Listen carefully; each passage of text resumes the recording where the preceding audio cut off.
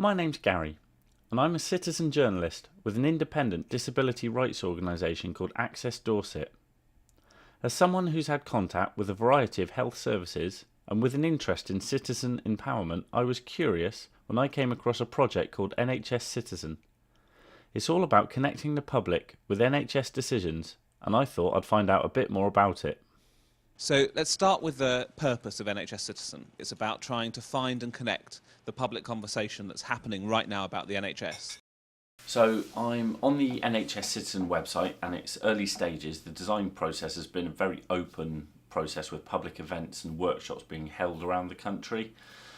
These have all been webcast and can be found online, so I'm going to take a look and see what it's all about. Our scope is the board of NHS England wanting to listen more effectively directly to patients. The first promise is no wrong door. We're inviting people, we're encouraging people, we're giving them permission, we're giving them space. But also, how does it deliver on the second promise, which is every issue answered? We shouldn't be afraid of saying we don't know. It's trying to gather as many voices as possible so that people who do make decisions, which will always be the NHS board or NHS commissioning managers, have the biggest set of public views and public information to work on. So it will be regularly checking to see if it's working, if it's the right format, if it's effective.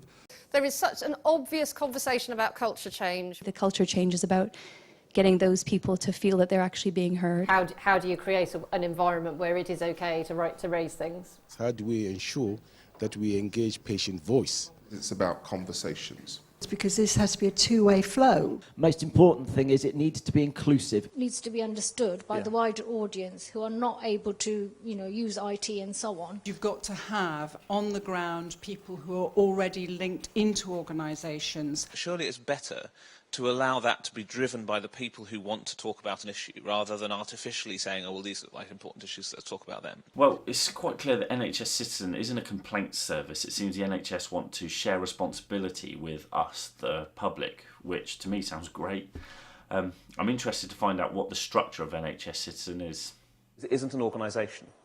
There will never be a chief executive of NHS Citizen. It's a way of working and connecting all of the other things that are going on. There seems to be a commitment to drive real culture change in the way the NHS engage. It's about working together. That's what we're doing. It's not about us taking control or NHS England taking control of NHS Citizen. It's about co-creation. That means working together. From what I've seen, there's something really different about these workshops and meetings and events that we haven't seen before. They want to break down the barriers and bring everybody together. I really like this concept. It feels like a real collaboration, and the NHS England board sincerely want to listen to what we have to say. We need to change the NHS, and we need to do that with the permission of the people who pay for it and use it. So the first thing you should not underestimate is the commitment of everybody, certainly me, but all my colleagues on the board of NHS England, to do something very different about making participation real. We need to be able to say, look, this clearly is an issue, let's just all acknowledge it and try and fix it. So we all know the board can't solve problems on the spot, but at this assembly they will be committing to taking on the issues raised, which means that we'll be able to hold them to account. The end product of it might not be a 25-page strategy, but actually the ability to make a series of commitments as to what happens next. This model will allow the public to play an active role in improving our national health system. I think that's a brilliant concept, but is this amount of culture change really possible, or am I being too cynical?